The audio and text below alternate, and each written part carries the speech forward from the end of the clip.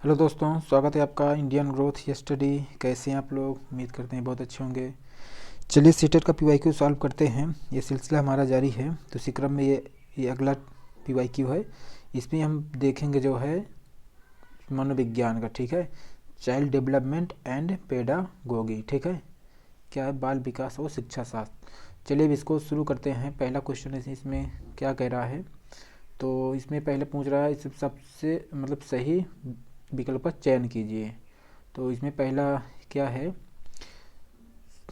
पहला ये क्वेश्चन है इसमें, ये देखिए आप। पहला है, शरीर के केंद्रीय भाग से परिधियों या अग्रांगों की ओर का विकास दर्शाता। अग्रांगों मतलब अंगों का, परिधि मतलब केंद्र से बाहर की ओर जो शरीर का विकास होता है वो क्या कहलाता है? इसमें देखिए, इसको हम आपको बहुत अच्छे से बताए थे। चलिए पहले हिंदी वाला पढ़ते हैं। विकरण विकिरणीय विकास का सिद्धांत या केंद्रीकृत विकास के सिद्धांत को, मध्य बाह्य विकास के सिद्धांत को, सोपानी विकास के सिद्धांत। देखिए इसमें शायद हमें नहीं लगता हिंदी वाला समझ में आया होगा, इसलिए कहते हैं सीटेड में जो ऑप्शन ना समझ में आए उसको आप एक बार इंग्लिश वर्जन जरूर आप ध्यान दीजिए, ठीक है। तो चलिए इसी क्रम में देखते हैं, दोनों कंपेयर करते हुए हिंदी इंग्लिश दोनों, ठीक है। तो विकिरणीय वाला क्या कहता है? Principle of the radiated development. दूसरा क्या कह रहा है? Principle of decentralized development. तीसरा क्या कह रहा है? Principles of proximodistal development. अगर आपको ध्यान हो तो आपको हम इसको हिंदी में बहुत अच्छे से बताए थे, सॉरी इंग्लिश में भी बताए थे, हिंदी में भी बताए थे, ठीक है। इसमें जो बच्चे का विकास होता है वो केंद्र से बाहर की ओर होता है, मतलब अंदर से बाहर की ओर होता है। कहने का सेंस ये है कि जैसे बच्चा जो है सबसे पहले जो है अपने, या क्या कहते हैं, अपने केंद्रीय जो उसके मतलब जो हाथ पैर होते हैं, उसका जो विकास होता है पहले क्या होता है? पहले केंद्र में स्थित अंगों का रचना व नियंत्रण होता है। फिर केंद्र से दूर अंगों की रचना व का नियंत्रण होता है। यही कारण है कि बालक पहले क्या करता है? हाथ पैर की मांसपेशियों पर नियंत्रण करना सीखता है, फिर उसके बाद उंगलियों का संचालन करना सीखता है। तो इस तरह से जो ऑप्शन नंबर 3 है, ये मध्य बाह्य विकास के सिद्धांत, इससे ये सही हो जाएगा, ठीक है। तो चलिए देखते हैं अगला क्या है। इसको हम आपको इंग्लिश में बहुत अच्छे से बताए थे, ठीक है। अब चलिए देखते हैं, जो नहीं कि हर आप क्वेश्चन का भी इंग्लिश पढ़िए। तो इसमें चलिए देखते हैं क्या है। स्कूल बच्चों के समाजीकरण की एक संस्था है, ठीक है। सोशलाइजेशन की बात कर रहा है। तो स्कूल क्या है? प्रमुख स्थान स्कूली बच्चों का होता है। एकदम सही बात है, स्कूली जो होता है बच्चों का प्रमुख स्थान होता है। प्रमुख स्थान स्कूल की दिनचर्या का होता है। स्कूल की दिनचर्या का क्यों होगा? स्कूल बच्चों के लिए होता है तो बच्चों ही होगा। प्रमुख स्थान स्कूल की गतिविधियों का होता है। स्कूल की गतिविधियों का होता है, तो स्कूल की गतिविधियों का नहीं, स्कूल बच्चों के लिए होता है। इस तरह से ये भी जो ऑप्शन होगा ये भी गलत होगा। प्रमुख स्थान स्कूल के शिक्षकों का होता है, बिल्कुल भी नहीं। स्कूल होता है शिक्षकों के लिए नहीं, बच्चों के लिए होता है। इसलिए देखा जाए तो ऑप्शन नंबर ए वाला आपका यहाँ सही हो जाएगा, ठीक है। इस तरीके से आप इसको सॉल्व कर सकते हैं। चलिए देखते हैं क्वेश्चन नंबर 3 क्या कह रहा है। 3 में ये है, जब आप एक शिक्षक समूह के साथ जुड़ जाते हैं, जब एक शिक्षक समूह से जुड़ जाते हैं और अपने समूह के अन्य लोगों की ही तरह पोशाक धारण करने लगते हैं तो आप प्रदर्शन कैसे कहलाए? मतलब आप शिक्षकों के समूह के साथ जुड़ जाते हैं और एक विशेष प्रकार के परिधान जब आप पढ़ते हैं तो क्या कहलाता है, यही ये कह रहा है। तो जैसे समूह की पहचान, समूह आज्ञाकारिता का पहचान। देखिए समूह आज्ञाकारिता नहीं होगा क्योंकि शिक्षक वो है, तो इसमें आज्ञाकारिता जैसी कोई बात नहीं है।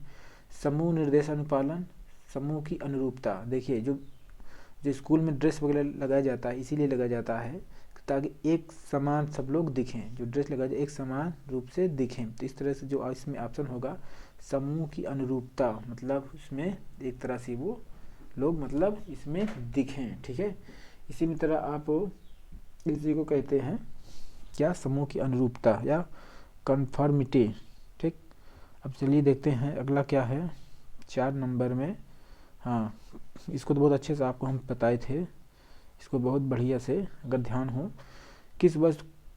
किसी वस्तु के अस्थायित्व की अवधारणा पियाजे के विकास के चरण में को प्राप्त होता है। संवेदी गामक, पूर्व परिचालन, मूर्त परिचालन या औपचारिक, या इसी को sensory motor, pre operational, concrete operational या फॉर्मल स्टेज। तो आपको हमने बताया था जिसमें बच्चे की पहली अवस्था होती है सेंसर मोटिव वस्तु अस्थायित्व का गुण पाया जाता है, संवेदी गामक, ठीक है, या इसी को पेशी गामक, संवेदी गामक या सेंसरी मोटर स्टेज भी कहा जाता है। क्यों? क्योंकि बच्चे जो वस्तु अस्थायित्व होता है इसमें बच्चे को ये लगता है कि जो वस्तु उनके सामने है, उसी का अस्थायित्व तभी तक है, जब वस्तु उनके सामने से हट जाती है तो उसका अस्तित्व भी खत्म हो जाता है, ऐसा बच्चे मतलब मानते हैं, ठीक है, स्टार्टिंग में। तो जो कि संवेदी गामक जो इसकी जो आयु होती है कब कितना होता है, 0 से लेकर के 2 वर्ष तक होता है, ठीक है, 0 से 2 वर्ष तक, ठीक। इसको आपको बताए थे जीन पियाजे का, ये पूछ रहा है, ठीक है। तो इसमें आप इसको जानते रहिए, ठीक है। तो चलिए देखते हैं अगला क्या है इसमें, जिसमें आपको बता दी ना संवेदी गामक है, ठीक। अब आगे देखते हैं हम क्या है, 5वें में क्या है, व्यक्तिगत आ गया ना। व्यक्तिगत शिक्षा कार्यक्रम की योजना के संदर्भ में बनाई जाती है। देख रहे individualized education program is planned from perspective, किसके पर्सपेक्टिव में बनाई जाती है। तो इसमें आप देखिए व्यक्तिगत शिक्षा आ गया ना, इंडिविजुअल डिफरेंसेस, विशेष शिक्षा कार्यक्रम के लिए, बाल केंद्रीय शिक्षा कार्यक्रम के लिए, मुक्त विद्यालय शिक्षा के लिए, या आपको बताया था ना ऑप्शन सभी पढ़ना है, लेकिन आपको देखा था ना जो की पॉइंट आपको बताए थे, बाल केंद्रीय शिक्षा, अगर ये सब पॉजिटिव शब्द देखिए तो इसको हम आंखें बंद करके इसको सही कर दीजिए। तो बच्चों के लिए मतलब ये सब चीज़ें होती है, मतलब बाल केंद्रित मतलब चाइल्ड सेंट्रिक एजुकेशन प्रोग्राम के लिए ये सब किया जाता है, ठीक है। अब चलिए आगे देखते हैं 6 नंबर में क्या कह रहा है। ये ज़बरदस्त क्वेश्चन क्या है, कितने मतलब डैश दिया, महीनों की आयु के बीच अधिकांश बच्चे शब्दों को मिलाकर छोटे छोटे वाक्यों में बोलना शुरू कर देते हैं। इसको आप जो है देखिए क्या करिए, इसको आप लोग सेल्फ इमेजिनेशन करिए, ठीक है। आपको घर में कभी कभी कोई छोटा बच्चा तो होगा ही, आप खुद सोचो कब किस अवस्था के जो बच्चे होते हैं वो छोटे छोटे शब्दों को बोलना शुरू कर देते हैं। क्या लग रहा है आपको, 1 वर्ष का बच्चा जो होता है क्या छोटे छोटे शब्दों को वाक्यों में बोलना शुरू कर देता है? तो ये नहीं हो सकता, ठीक है, ये नहीं हो सकता, ठीक। हालांकि लास्ट स्टेज तक 1.5 वर्ष तक हो जाता है। इसका जो सही आंसर होगा इसका आप देखते होंगे 18 से 24 में आया, मतलब 1.5 से 2 वर्ष का जब बच्चा होता है तो वो बोलना शुरू कर देता है। बाकी ये तो 3 वर्ष तक हो जाएगा, 12 3 36, तो ये सब में तो होगा, ठीक है। इसमें शब्दों मिलाकर बोलना शुरू कर मतलब आरंभ कर देता है, शुरुआत बात कर रहा है, तो शुरू करता है 18 से 24 में, ठीक। तो आगे चलिए देखते हैं, इसको हमने आपको बहुत बढ़िया से कराया था अच्छे से। बुद्धि लब्धि या आईक्यू की अवधारणा दी गई थी, क्योंकि किसने दिया था? तो इसमें जो बुद्धि की अवधारणा की बात कर रहा है, कॉन्सेप्ट की बात कर क्या कह रहा है, गाल्टन, विने, स्टर्न, टर्मन। तो आपको इसमें बता दें कन्फ्यूजन ना हो, इसमें जो अवधारणा कॉन्सेप्ट दिया था स्टर्न महोदय ने इसका जो है अवधारणा को दिया था। ये क्या था? स्टर्न मतलब जर्मनी के ये मनोवैज्ञानिक थे, इनका नाम था विलियम स्टर्न, और तथा कुहलमान ने 1912 में मानसिक आयु और वास्तविक आयु के अनुपात को बुद्धि लब्धि या संक्षेप में इसी को आईक्यू के रूप में कहा जाता है। परंतु जो होता है क्या कहते हैं, आईक्यू का सबसे पहले जो प्रयोग होता है क्या कहते हैं, आईक्यू का जो आईक्यू, एक मिनट, जो आईक्यू का जो क्या कहते हैं यूज होता है, तो इसका जो यूज है 1916 में जो है कौन किया था? तो टर्मन महोदय ने इसका प्रयोग किया था, ठीक है। तो आपको प्रयोग नहीं पूछ रहा है, आपको पूछ रहा है इसकी अवधारणा किसने दिया था, तो आपको स्टर्न ही जानना है, ठीक है। तो चलिए ये भी क्वेश्चन हुआ। अब आगे बढ़ते हैं, सृजनात्मकता आ गई ना, क्रिएटिविटी आ गई। क्रिएटिविटी में क्या है?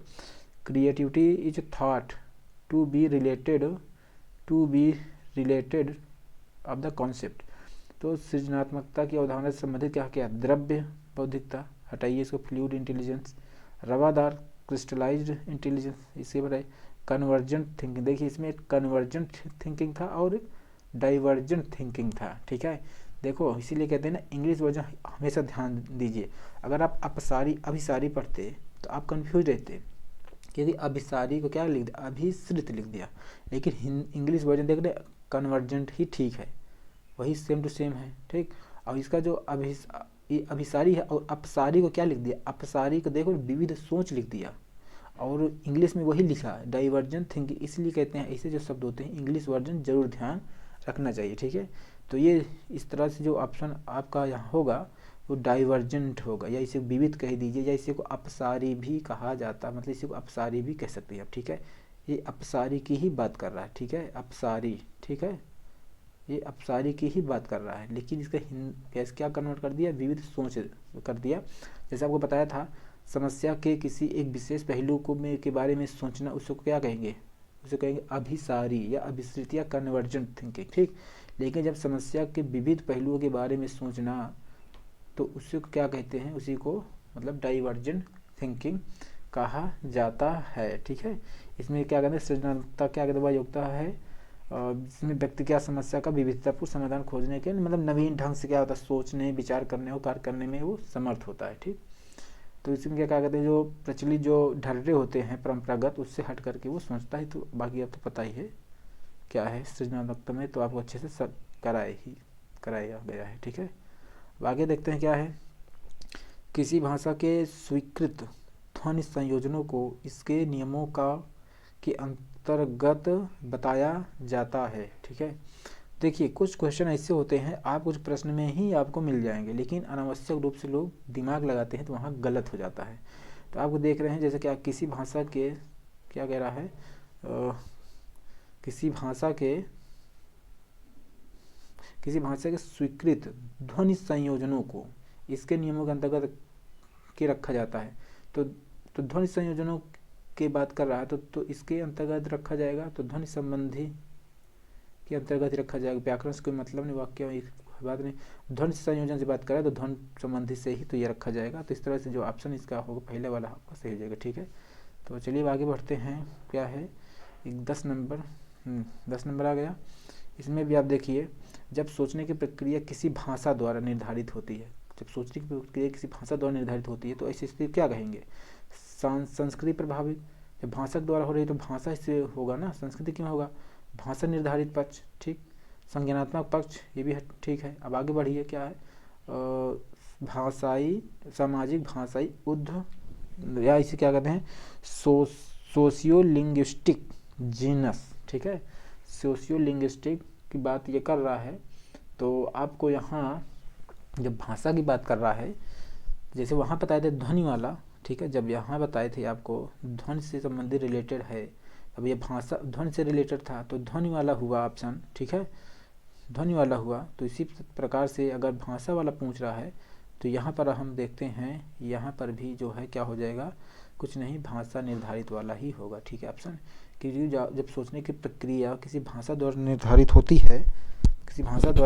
होती है तो ऐसी स्थिति को भाषाई निर्धारित कहा जाएगा, भाषा निर्धारित, ठीक है। अब आगे देखते हैं क्या है क्वेश्चन नंबर 11 में क्या है, 11 में ये देखते हैं अपने अनुभवों और लक्षणों के आधार पर उपकरणों में खराबी के कारण परिकल्पना का परीक्षण कर रवि उपकरणों की मरम्मत करता है, तो उसे क्या कहेंगे, ठीक है। देखो अपने अनुभवों और लक्षणों के आधार पर उपकरणों में खराबी के कारण परिकल्पना का परीक्षण कर रवि उपकरणों की मरम्मत कर रहा है, ठीक है। तो ऐसे क्या कहेंगे, अंतर्दृष्टि कहेंगे, ठीक है, इंसाइट, कलन या एल्गोरिदम या मानसिक दृढ़ता या मेंटल टेस्ट या ह्यूरिस्टिक। देख रहे हैं आपको हिंदी वाले में तो आपको शायद एकदम कंफ्यूज रहेंगे, तो पता ही नहीं लगेगा कि क्या है कलन क्या है, मानसिक वाला समझ में आ रहा है लेकिन अंतर्दृष्टि भी वो ठीक है। लेकिन आप जब इंग्लिश वाला वर्जन आप यहाँ पढ़ेंगे, क्या हिंदी वाला तो नहीं समझ में आया होगा हमें जहाँ तक लग रहा है, लेकिन जब हिंदी वाला पढ़ेंगे इंग्लिश वाला तो इंसाइट है, एल्गोरिदम है, मेंटल है, तो आपके ह्यूरिस्टिक वाला आपको यहाँ मिल गया था, ठीक है। तो आप ह्यूरिस्टिक का पॉजिटिव शब्द में कराया भी गया है, तो इस तरह से अनुमानी विधि वाला ये आपका सही हो जाएगा, ठीक है। क्योंकि कोई अगर उपकरण खराबी है और उसके आधार कर रहा है, कोई जैसे मैकेनिक होता है किसी चीज़ को जो बनाता है कैसे करता है, अपने अनुभवों के आधार पर, अपने जो सीखा पढ़ा है उसके आधार पर करेगा। प्लस लक्षण मतलब जो समस्या उसके सामने होगा, जिसको मतलब जिस उपकरण को उसे ठीक करना है तो उसको लक्षणों को देख करके क्या करेगा, वो अनुमान ही लगाएगा, परिकल्पना करेगा। या ह्यूरिस्टिक मेथड में आपको बताया था क्या क्या कहा था कि समस्या को समझना, फिर ठीक है, फिर समस्या संबंध आंकड़े को एकत्रित करना, फिर आपको हमने बताया था उसका विश्लेषण करना, ठीक है। तो क्या होता है, एक निष्कर्ष पर पहुंच जाना, ठीक। फिर इसी को परिकल्पना, इसी को हमने बताया था, इसके 5 चरण होते थे, ठीक। इधर ह्यूरिस्टिक वाला आपका ऑप्शन यहाँ सही होगा, ठीक। अब आगे देखते हैं क्या है आगे। 12 नंबर दिव्या। देखते हैं भैया, दिव्या अक्सर निर्देशित कार्यों को छोटे छोटे हिस्सों में विभाजित कर आसान बना लेती है, वह उपयोग करती है। एकदम सही बात। जैसे आपको हम बता रहे हैं सीटेट में 150 क्वेश्चन आता है, आपको हम छोटे छोटे टॉपिक में मतलब जैसे साइकोलॉजी पोर्शन अलग से बताते हैं, जैसे सोशल वाला सब्जेक्ट होता है सोशल साइंस, उसको अलग से बताते हैं, हिंदी वाला अलग करा रहे हैं। क्यों? क्योंकि 150 नंबर का अगर हम एक वीडियो में कराएंगे तो आपको कम से कम नहीं तो 2.5-3 घंटे में वो मतलब 2 से 3 घंटे से भी ज़्यादा क्लास हो सकती है। तो ऐसे कि आपको देखने में भी मतलब अच्छा नहीं लगेगा, ठीक है। तो हो सकता है कि किसी की मैथ साइंस हो तो मैथ साइंस वाला सोशल वाला क्यों देखेगा वो, तो इससे दिक्कत है। तो इस तरह से जो है अलग अलग करा रहे हैं, तो इससे वो क्या मतलब निर्देशित कर रही है, तो इसी को आप देखिए। कम करने की विधि का ऐसा नहीं है कि वो उपयोग कम करने की विधि करेगी, ऐसा तो बिल्कुल नहीं है। द्वितीयक विस्तारण का, उपलक्ष्य विश्लेषण का, ठीक है, उपलक्ष्य विश्लेषण का, फिर क्रियात्मक जड़ता नियामक। तो ऐसा नहीं है, आप इसके इंग्लिश वर्जन में एक बार पढ़िए, रिडक्टिनिज्म और सेकेंडरी इलाबोरेशन, फिर क्या सब गोल एनालिसिस। देखिए ये आपको सब गोल हो गया। हम बता रहे हैं जब आपको छोटे छोटे टास्क में हम बता रहे हैं 150 नंबर को छोटे छोटे, तो क्या सब गोल है। बाकी मेन गोल क्या है आपका 150 क्वेश्चन, ठीक है, 150 क्वेश्चन आपका मेन गोल है। लेकिन हम छोटे छोटे टॉपिक में आपको हम बता रहे हैं तो क्या सब गोल है, इसका क्या है सब पार्ट है, ठीक। तो इस तरह जो होगा इसका आपका यही होगा ऑप्शन नंबर 3 वाला, उपलक्ष्य विश्लेषण विधि, ठीक है। मतलब क्या कहते हैं विश्लेषण से संश्लेषण की ओर, मतलब कोई टॉपिक बड़ा टॉपिक है, कोई बड़ा टॉपिक है, मान लीजिए कोई बड़ा टॉपिक है, इतना बड़ा टॉपिक है, तो आप इसको छोटे छोटे भागों में आप ऐसे डिवाइड करके पढ़ रहे हैं, ठीक है, ठीक, यही चीज़ है, ठीक। ये छोटे छोटे टॉपिक में बांट कर पढ़ रहे हैं, तो इसी को कहेंगे विश्लेषण से संश्लेषण की, ठीक। इसी का विधि का वो प्रयोग करें, ठीक है। तो यहाँ आपका 3 वाला ऑप्शन ठीक। अब आगे देखते हैं क्या है, पुरुष और महिला की भूमिका का निर्धारण समाज करता है या कथन क्या बताता है। लैंगिक अंतर्निहित अंतरण है, लैंगिक आनुवंशिकता है, लैंगिक ये सब नहीं है, लैंगिक क्या अंतर्ज्ञान नहीं है, लैंगिक तक सामाजिक अवतरण, ठीक है। आपको इसमें जो होगा लैंगिक सामाजिक अंतरण है, ठीक है। इसको और आप अच्छे से अगर समझना चाहें जो लैंगिकता होती है, तो इसमें क्या होता है पुरुष महिला की भूमिका का निर्धारण इसमें किया जाता है, ठीक है। जो मेल होते हैं और फीमेल होते हैं, इनका समाज में क्या रोल है, इसका जो निर्धारण किया जाता है। इसमें लैंगिकता एक क्या हो, इसलिए क्या कहते हैं जो लैंगिकता होती है एक सामाजिक क्या होता है, इसमें सामाजिक समाज द्वारा ये निर्धारित होता है, इसीलिए इसको क्या कहें लैंगिकता का निर्धारण समाज द्वारा किया जाता है। और समाज की जैसी प्रकृति होती है, समाज में लिंग की भूमिकाएं उसी प्रकार बनती हैं। जैसे कि अपने भारत में क्या है, भारत में क्या है पितृ प्रधान समाज है, तो इसलिए जो है इसी वजह जो है पुरुषों को थोड़ा ज़्यादा राइट मिले हुए हैं और महिलाओं को कम, ठीक है। इसीलिए इसे पुरुष प्रधान समाज कहा जाता है। जबकि यूरोप अमेरिका में आप देखेंगे वहाँ स्त्री पुरुष लगभग दोनों लोगों को समान रूप से काम करते हैं, समान रूप से मतलब अपनी मतलब भागीदारी करते हैं, ठीक है। तो इस तरह के जो होगा आपको ये क्या है सामाजिक अंतरण है, ठीक है। सामाजिक मतलब क्या है अवतरण है, ठीक। ये हो गया। आगे देखते हैं इसमें क्या है ग्रेडिंग की बात कर रहा है इसमें, ग्रेडिंग, ठीक। तो ग्रेडिंग में क्या है, ग्रेडिंग कोडिंग अंकन और क्रेडिट संचय प्रणालियाँ के उदाहरण है। Grading coding marking and credit accumulation system are some of the examples. इसमें क्या परीक्षा के उत्तर पत्रों के मूल्यांकन प्रक्रिया, कक्षा में बच्चों की स्थिति निरूपण, आलेख पत्र रिपोर्ट कार्ड की अकादमिक प्रगति या अधिगमकर्ता की उपलब्धि का आकलन करना, ठीक है। तो इसमें ग्रेडिंग वगैरह कोडिंग अंकन ये सब किस लिए किया जाता है, तो परीक्षा के उत्तर पत्रकों का मूल्यांकन, तो कक्षा में बच्चों की स्थिति का निरूपण, आलेख। तो इसमें जो सबसे सही आपको मिल रहा है, ठीक है। स्कोरिंग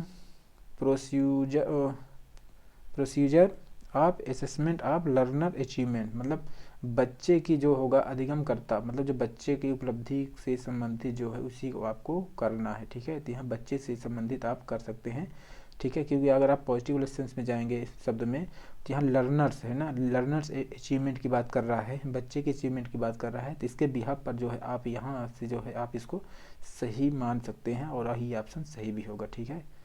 ठीक, यहाँ आपको न समझिए बच्चों की स्थिति के निरूपण, स्थिति निरूपण या इस क्या होगा, यहाँ पर पूरा वो समायोजित हो जा रहा है, ठीक है, हर ऊपर के सारे विकल्प। ठीक, आगे देखते हैं क्या है। अधिगमकर्ता की उपलब्धि का आकलन शिक्षकों की सहायता करता है। अधिगमकर्ताओं की उपलब्धि का आकलन शिक्षकों की सहायता करता है। कैसे सहायता करता है यही आपको बताना, ठीक है। अधिगमकर्ताओं के प्रदर्शन का रिकॉर्ड रखने में, आगे देखते हैं, शिक्षण अधिगम विधियों की प्रभावशीलता का मूल्यांकन करने में, ये भी ठीक है।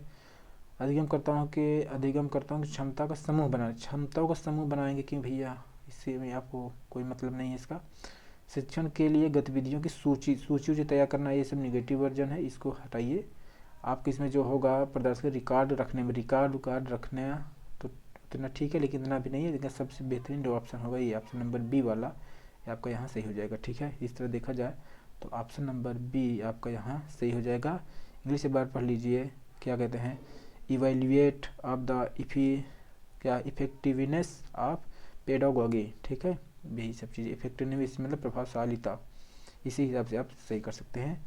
आगे चलिए देखते हैं 16 नंबर के समावेशी शिक्षा। आगे इंक्लूसिव एजुकेशन किसके पर आधारित होता है, तो क्या सामाजिक संतुलन, समता, समान अवसर, सामाजिक अस्तित्व, वैश्वीकरण, ये तो है नहीं। इस तरह देखा जाए विश्व बंधुता से कोई मतलब नहीं है, सामाजिक अस्तित्व वैश्वीकरण से कोई मतलब नहीं है, सामाजिक संतुलन से कोई अर्थ नहीं है। इसमें आपको जो सही होगा समान अवसर और समान समता, ठीक है, समानता। इस तरह से समावेशी बी वाला ऑप्शन सही हो जाएगा। अब देखते हैं आगे क्वेश्चन क्या है, दिव्यांगजन, ठीक है। तो 17 नंबर में क्या है, दिव्यांगजन अधिकार अधिनियम वर्ष कब लागू किया गया था, ठीक है। तो दिव्यांगजन अधिनियम कब लागू किया गया था, हालांकि ये लागू तो बहुत पहले से किया गया था, बाद में इसमें कुछ संशोधन वगैरह किया गया था, ठीक है।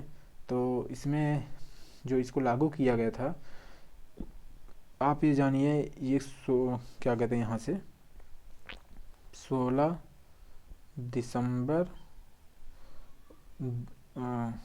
दिसंबर 2016 को ये लागू किया गया था, ठीक है। इस तरह जो आपका ऑप्शन होगा ये ऑप्शन नंबर ये वाला सही हो जाएगा। पहले जो था जो है, तो पहले इसमें क्या था, पुराने दिव्यांग व्यक्ति में था जो है समान अवसर अधिकारों का संरक्षण व तथा पूर्ण भागीदारी अधिनियम 1995 पहले था। तो ये इसके जगह पर ये 2016 वाला इसमें मतलब इसमें लाया गया है, ठीक है।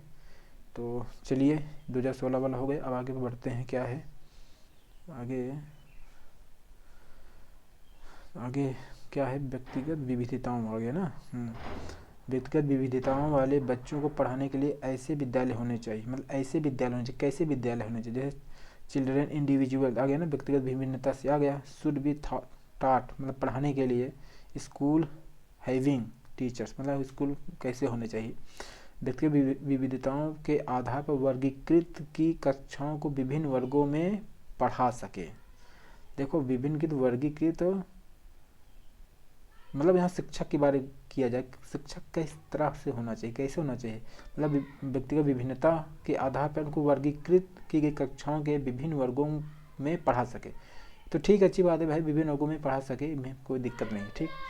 अब आगे देखते हैं, विविध अधिगम आवश्यकताओं के अनुसार विभिन्न शिक्षण अधिगम प्रविधियों का प्रयोग करने में प्रशिक्षित हो। ये एकदम सुटेबल आंसर है, एकदम सही है।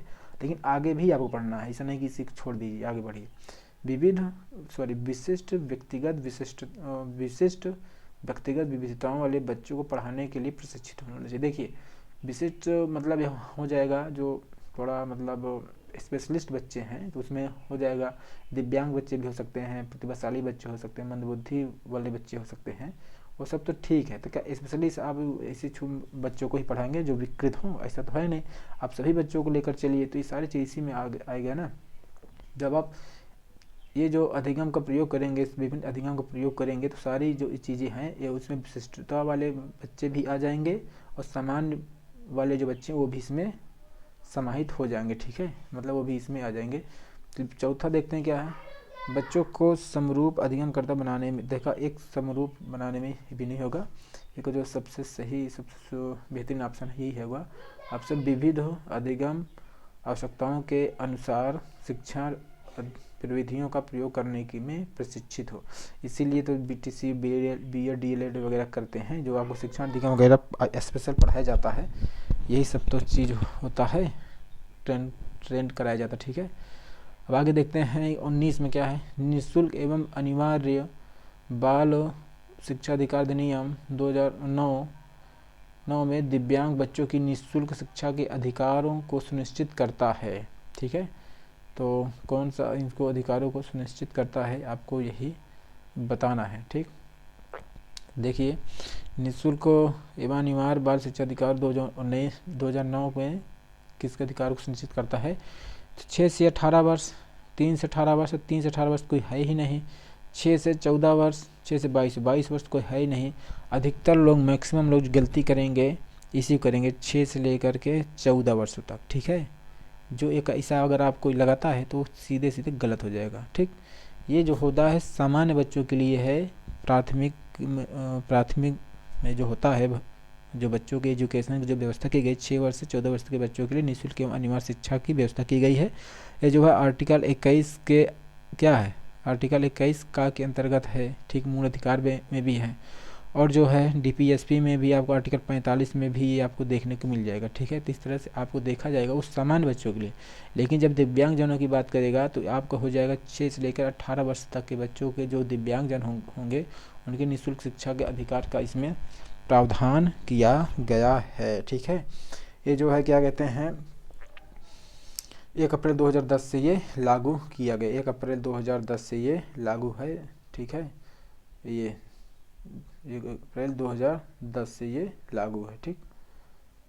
अब चलते हैं आगे, क्या है ये शिक्षा का अधिकार अधिनियम 2009 आरटीई, ठीक। अब आगे देखते हैं क्या है, विविध आ गया ना, 1 minute,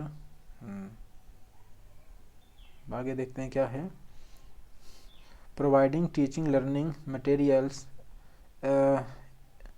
accessible formats diverse learner, ठीक है। इसमें क्या विविध अधिगमकर्ताओं के लिए सुगम्य स्वरूपों में शिक्षण अधिगम सामग्री प्रदान करने का तात्पर्य है।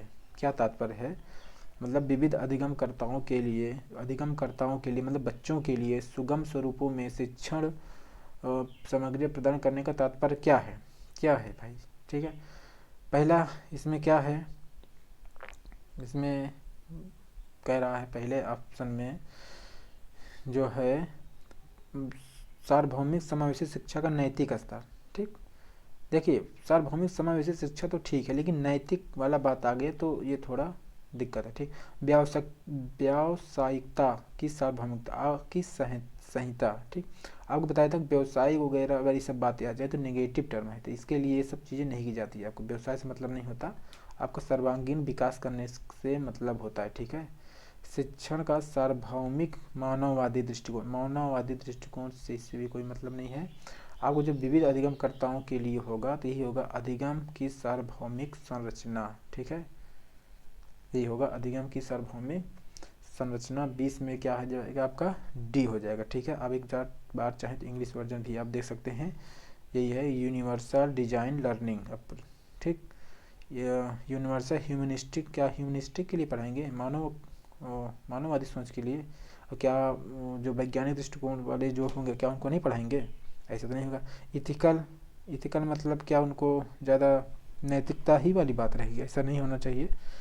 तो चलिए अब देखते हैं, ये भी आपको 20 वाला क्लियर हुआ। अब देखते हैं ये 21, इसमें क्या है, 21 में क्या पूछ रहा है, स्वजागरूकता, ठीक, स्वजागरूकता एवं संज्ञानात्मक क्षमताओं का नियंत्रण, जैसे योजना बनाना, समीक्षा करना, संशोधन करना इत्यादि में निहितार्थ होता है। ठीक है, तो इत्यादि में कहाँ पे होता है इसको आप जानिए। केंद्रीकरण, सेंट्रलाइजेशन, संज्ञान बोध, संज्ञान समायोजन। एक बार इंग्लिश आप पढ़िए। सेंट्रेशन, मेटाकॉग्निशन, कॉग्निशन, एकोमोडेशन। ठीक, तो आपका यहाँ जो ऑप्शन हो जाएगा जागरूकता वाला, इसमें सही जो ऑप्शन इसमें आपका होगा संज्ञान बोध। ठीक है, क्या हो जाएगा, मेटाकॉग्निशन। ठीक, इसमें यही चीज़ हो जाएगा। इसमें क्या होता है, संज्ञान बोध के अंतर्गत जो होता है, संज्ञान बोध के अंतर्गत छात्र जो क्या कहते हैं, विभिन्न संप्रत्य मतलब कॉन्सेप्ट जो होता है, जो विभिन्न विचारों का जो होता है उसमें वो उसका निर्माण वो करते हैं। इसमें क्या होता है, नियमों को उसे पहचानने, समझने और उसका विभिन्न परिस्थितियों में प्रयोग करने जैसी इसमें योग्यता आ जाती है। ठीक है, ये चीज़ हो गया। अब चलिए आगे देखते हैं क्या है, तो आगे देखते हैं क्या है। ये देखिए, ये सब तो होगा जरूर, लेकिन क्या है आपको यहाँ पूछ रहा है स्वजागरूकता, संज्ञानात्मक क्षमताओं का नियंत्रण, फिर योजना बनाना, समीक्षा करना, फिर संशोधन करना। ठीक है, इस आधार पे जो है ये सब चीज़ हो जाएगा। ठीक है, अब आगे देखते हैं 22 में क्या है। 22 में जब बच्चे प्राप्त की गई सूचनाओं की व्याख्या करने के लिए अपने अनुभवों के आधार पर सोचते हैं तो उसे क्या कहा जाता है। देखिए, जब बच्चे किसी भी सूचना की व्याख्या अपने अनुभवों के आधार पर करते हैं तो उसे क्या कहता है। जब सूचना कोई करता है अपने अनुभव के आधार पर, क्या कहेंगे उसके, प्रतिक्रियावादी सोच, सृजनात्मकता सोच, या अमूर्त सोच, या मूर्त सोच। तो इस तरह की जो होता है तो क्या कहेंगे, उसको मूर्त सोच कहेंगे। ठीक है, कॉन्क्रीट स्टेज कहेंगे। मतलब ये जो होता है ये इसी को कहते हैं मूर्त सोच, या इसी को प्रत्यक्ष सोच, या इसी को स्थूल चिंतन भी कहा जाते हैं। या क्या कहते हैं, ये सर्वाधिक निम्न जो होता है, सर्वाधिक निम्न स्तर का चिंतन होता है। इसमें ये जो प्रयोग किया जाता है इसमें जो है प्रायः छोटे बच्चों के लिए होता है। क्या, छोटे बच्चों के लिए होता है ये। ठीक, या इसी को जो मंद बुद्धि के जो होते हैं बच्चे, उनके लिए ये चीज़ होता है, या जानवरों के लिए सब प्रयोग किया जाता है। ठीक है, तब आगे देखते हैं 23 क्या है। 23 में क्या है, 23 में अधिगमकर्ताओं को व्यक्तिगत क्षमता के आधार पर उनकी कठिनाइयों के विभिन्न स्तरों को ध्यान में रखते हुए पढ़ाने की विधि को क्या कहा जाता है। ठीक है, मतलब अधिगमकर्ताओं को, देखो अधिगमकर्ताओं के मतलब अधिगम को करने वाले कौन है, बच्चे। मतलब आप यह समझ लीजिए, इसको तोड़ लीजिए। ठीक है, अधिगमकर्ता मतलब लर्नर्स। ठीक है, अधिगमकर्ताओं मतलब अधिगम को कराने वाले। ठीक, टीचर लर्नर्स एट क्षमताओं के आधार पर उनकी कठिनाइयों के विभिन्न स्तरों को ध्यान में रखते हुए पढ़ाने की विधि को क्या कहा जाता है। विभेदी अनुदेशन, चयनित अनुदेशन, सटीक शिक्षण, त्रुटिहीन। तो देखिए ऐसे में आपको हिंदी वाला तो नहीं समझ में मतलब दिक्कत है हिंदी वाला समझने में। ठीक है, लेकिन थोड़ा अब इंग्लिश वर्जन आप इसमें थोड़ा ध्यान देंगे तो और अच्छे से ये क्लियर हो जाएगा। ठीक है, व्यक्तिगत क्षमता के आधार पर बात कर रहा है। ठीक है, मतलब क्या कर रहा है, वेरिंग की बात कर रहा है, डिफ़िकल्टी। तो इस तरह जो देख रहे हैं, तो इस तरह से जो आपका होगा, पहला डिफ्रेंशिएटेड इंस्ट्रक्शन, फिर सेलेक्टिव इंस्ट्रक्शन, फिर प्रिसीजन टीचिंग, फिर एररलेस इंस्ट्रक्शन। तो इसमें जो होगा देख रहे हैं, डिफ्रेंशिएशन बात आ गया ना, विविधीकरण वाला या व्यक्ति भिन्नता वाला बात आ गया। इस तरह से देखेंगे हम इंग्लिश वर्जन के आधार पर इसको आप सही कर सकते हैं। बाकी अगर आपको नहीं पता होगा व्यक्ति भिन्नता संबंधी डिफरेंट वाला, तो जाहिर बात है कि आप इसको गलत करने के पूरी चांसेस है। ठीक, लेकिन आप इंग्लिश वर्जन से आप इसको अच्छे से आप यहाँ इसको मतलब फाइंड आउट कर सकते हैं। ठीक, इसको सही उत्तर आप प्राप्त कर सकते हैं। ठीक, इसका जो होगा यही विभेदी। ठीक, जैसा हम लिखा है व्यक्तिगत क्षमताओं के आधार पर उनकी कठिनाइयों को विभिन्न स्तरों तो बात करेंगे। तो जब डिफरेंशिएशन की बात तो कर रहा है, विभिन्न स्तर मतलब क्या, डिफरेंट की बात। बहुत सारे सीटें में ऐसे क्वेश्चन आपको मिल जाएंगे, 10-12 क्वेश्चन ऐसे मिलते हैं जो क्वेश्चन में ही आंसर रहता है। शायद ये तीसरा क्वेश्चन है इसमें। एक तो भाषा वाला बताए थे, एक ध्वनि वाला बताए थे, एक व्यक्तिगत भिन्नता वाला भी बताए थे। ठीक है, इस तरीके से आपको ऐसा क्वेश्चन मिल जाएगा। ठीक, अब आगे देखते हैं क्या है 24 नंबर, प्रतिपालन। अब प्रतिपालन तो नहीं समझ में आएगा क्या है प्रतिपालन, हमें नहीं पता। देखिए, जब मेंटेनेंस समझ गए ना, मेंटेनेंस किसी चीज़ को, इसी को कहते हैं प्रतिपालन। तो मेंटेनेंस प्रतिपालन अधिगम एक विशिष्ट चरण जो अधिगम के चरण का पूर्ववर्ती है। ठीक है, तो देखो भैया मेंटेनेंस वाला क्या है, इसको अब थोड़ा ध्यान दीजिए क्या है 24 वाले में। तो अधिग्रहण है, एक्विजिशन, मोटिवेशन, इंडिपेंडेंट जनरलाइजेशन। तो इसमें क्या हो जाएगा, प्रतिपालन मेंटेनेंस अधिगम का एक विशिष्ट चरण है जो अधिगम के चरण का पूर्ववर्ती है। तो इसमें जो होगा, अभिप्रेरणा तो कोई मतलब नहीं है। ठीक है, आत्मनिर्भरता से भी तो कोई वो नहीं है। अधिग्रहण, किसी चीज़ का अधिग्रहण तो आप कर नहीं रहे हो, तो यहाँ जो सही होगा, यहाँ सामान्यीकरण भी हो जाएगा। ठीक है, जो सामान्यीकरण का जो सिद्धांत दिए थे CH जुड महोदय ने दिया था। ठीक है, और इस तरह से आप देखेंगे तो इसके जो अधिगम के इसमें मतलब 6 चरण इसमें बताया गया। ठीक है, पहला क्या होता है, पहले होता है प्रारंभिक अर्जन होता है। ठीक, प्रारंभिक अर्जन होता है, फिर पहला प्रारंभिक अर्जन होगा, फिर क्या होगा, उन्नत वाला अर्जन होगा, फिर इसी को प्रवीणता भी कहते हैं, प्रवीणता या इसी को प्रोफिशिएंसी भी कहा जाता है। फिर प्रतिपालन या मेंटेनेंस भी इसी को कहा जाता है। ठीक है, मेंटेनेंस आ गया, फिर जनरलाइजेशन आ गया, मेंटेनेंस यहाँ बता दीजिए। फिर आपको समस्या समाधान मतलब प्रॉब्लम सॉल्विंग भी आ गया। ठीक है, इस तरह से आपका जो होगा ये सामान्यीकरण। ठीक, ऐसे में अगर ना आए तो थोड़ा आप इन सबको निगलेक्ट किया जा सकता है। अभिप्रेरणा से कोई यहाँ मतलब आत्मनिर्भरता सही नहीं, तो इससे 2 अगर रिलेट हो जाए तो यही इसमें कन्फ्यूज होगा। तो इसमें अगर 2 भी मान हो जाएगा, क्योंकि 50% चांस हो जाएगा कि आप इसको सही कर सकते हैं अगर 2 ऑप्शन निगलेक्ट हो गए तो। ठीक है, अब आगे देखते हैं क्या है जेजोंग। क्या है जजोंग, जजोंग का मानना है कि संज्ञान और भाव होते हैं, क्या होते हैं, अन्योन्याश्रित, देख रहे हैं, इंटरडिपेंडेंट। ठीक, फिर दूसरा क्या है इंडिपेंडेंट, फिर इंटर रिलेटेड, फिर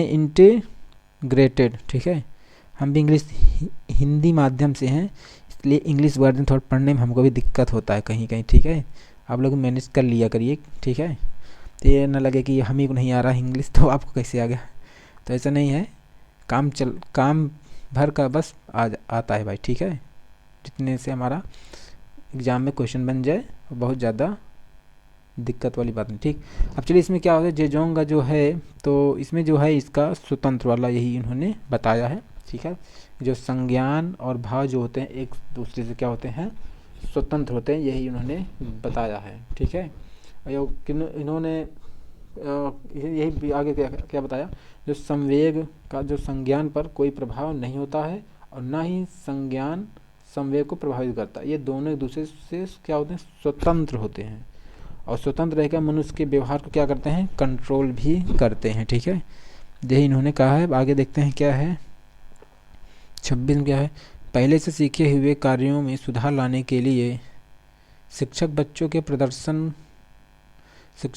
प्रदर्शन देकर सिखा रहा है, क्या प्रदर्शन देकर सिखा रहा है, वह शिक्षण की विधि का प्रयोग। फिर से पढ़ो, पहले से सीखे हुए कार्यों में सुधार लाने के, देखो जो पहले से सीखा हुआ है उसमें सुधार लाने के लिए और मतलब बढ़िया से फिनिशिंग लाने के लिए शिक्षक बच्चों को प्रदर्शन देकर मतलब खुद उसको कर करके सिखा रहा है, वह शिक्षण को किस रूप में विधि का प्रयोग कर रहा है। ठीक है, जैसे मान लीजिए कोई बच्चे के उसने 26 जनवरी की मान लीजिए तैयारी करना, और बच्चे को डांस सिखाया। ठीक है, डांस सिखाया और पता लगा डांस वो बच्चा अच्छे से नहीं कर रहा है, मतलब नहीं कर पा रहा है, तो बच्चे को उसी डांस को बढ़िया सिखाने के लिए जो क्या कर रहा है, शिक्षक जी भी बढ़िया से डांस करके सिखा रहे हैं। ठीक है, अब शिक्षक भी डांस करके सिखा रहे हैं तो ये किस विधि का पालन कर रहे हैं, आपको यही बात कर रहा है, इमिटेशन।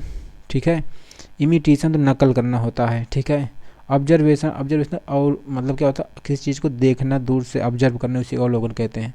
करेक्शन, सुधार संशोधन करना है।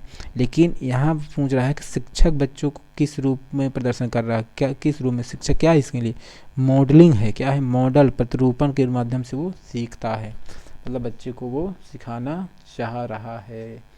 ठीक है, अब आगे देखते हैं 27 में। ठीक, मैत्र और जैनेस के अनुसार निर्णय लेने वाले बच्चे समस्या का विश्लेषण करते हैं, विकल्पों की सूची बनाते हैं, इसके फायदे और नुकसान के प्रत्येक पहलू पर विचार करते हैं।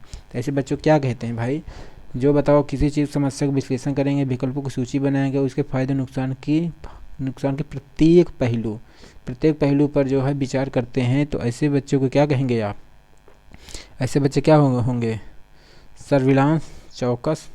ठीक है, सर्विलांस चौकस हो, लेकिन इससे भी बेहतर आप तलाशिए, ये विजिलेंट सतर्क, आउटगोइंग निवर्तन, निरंकुश। देखिए ऑटोक्रेटिक तो होगा नहीं, निवर्तन भी नहीं होगा, चौकस भी नहीं है, आपके यहाँ जो सही ऑप्शन होगा ये सतर्क वाला। ठीक है, जो सतर्क होशियार होते हैं ये सही वो करते हैं। ठीक है, अब देखते हैं आगे क्या है, आगे क्वेश्चन में क्या है, एक समस्या सुधारक बच्चा डैश विचार के आधार पर कथनों की सच्चाई या संभावना का मूल्यांकन करता है। तो ये क्या बात, मतलब किसकी ये निरूपित कर रहा है। ठीक है, तो 27 में ये बात कर रहा है, तो ये क्या है, सॉरी 28 की ये बात है, तो क्या होगा, क्रिएटिव होगा कि एस्थेटिक होगा या एब्स्ट्रैक्ट होगा या लॉजिकल होगा। तो ऐसे में ये जो होगा, एक समस्या सुधारक बच्चा विचार के आधार पर कथनों की सच्चाई या संभावना का मूल्यांकन करता है।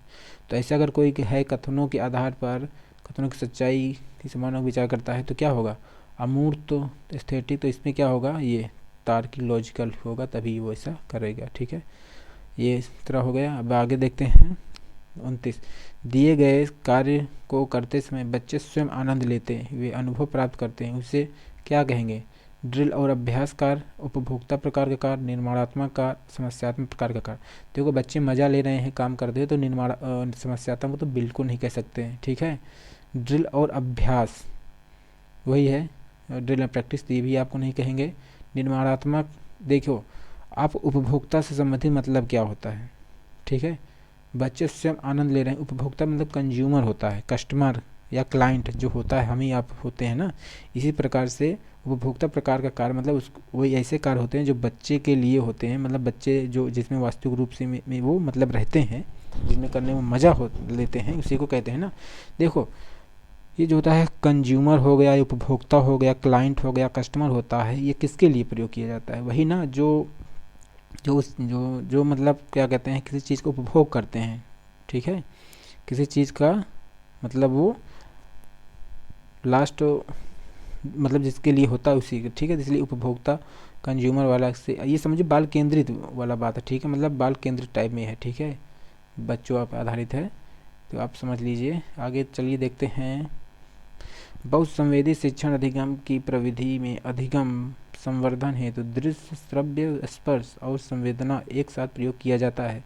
इसको क्या कहेंगे, काइनेस्थेटिक, वेस्टिबुलर, परसेप्चुअल, ऑब्जर्वेशनल। तो ऐसे में क्या कहेंगे, कर्ण तो क्या सुनने वाला कहेंगे, तो ऐसे में जो होगा यही वाला गति, यही पहला वाला ऑप्शन सही हो जाएगा, गतिबोधक। ठीक है, तो उम्मीद करते हैं इसमें से हमें लगा होगा, अगर आप सही पढ़े होंगे तो हम ये कहते हैं तब भी नहीं तो मिनिमम 25 से 28 क्वेश्चन इसमें भी करने लायक था। ठीक है, ये चलिए इसी क्रम में अब मिलते हैं अगले वीडियो में अगले PYQ के साथ। तब तक के लिए जय हिंद, नमस्कार, धन्यवाद।